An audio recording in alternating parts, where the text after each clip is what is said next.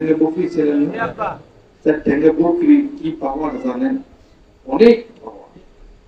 এই চার ঠ্যাঙ্গের বকরি এক নম্বর পাওয়ার হলো তার গোশত হালাল, ঠিক কিনা?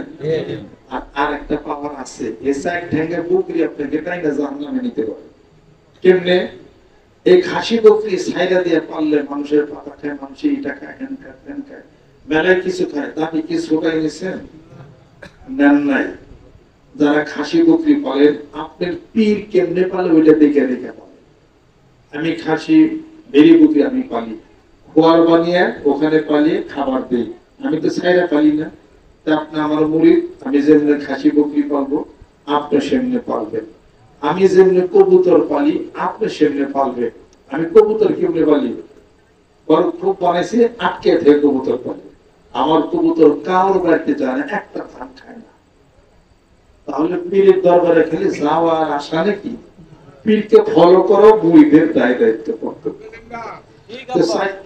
বকরিতে মানুষকে জাহান্নামে টেনে নিতে পারে যদি বকরি ছাইরা খাওয়া, কথা ঠিক কিনা বলে?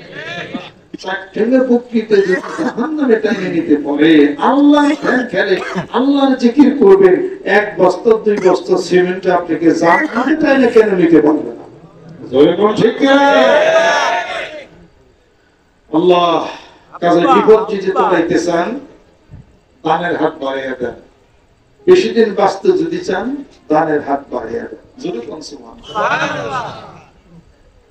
আল্লাহ রাব্বুল আলামিন বলতেছেন, হে রাসূল, সবচেয়ে শক্তিশালী কি?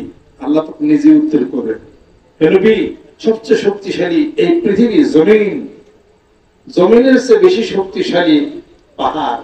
পাহাড় দিয়া প্যারাক শুরু করে আমি পৃথিবীকে আটকায় রাখছি। আর এই পাহাড়ের চেয়ে বেশি শক্তিশালী লোহা, লোহা দিয়ে পাহাড় কাটা হয়।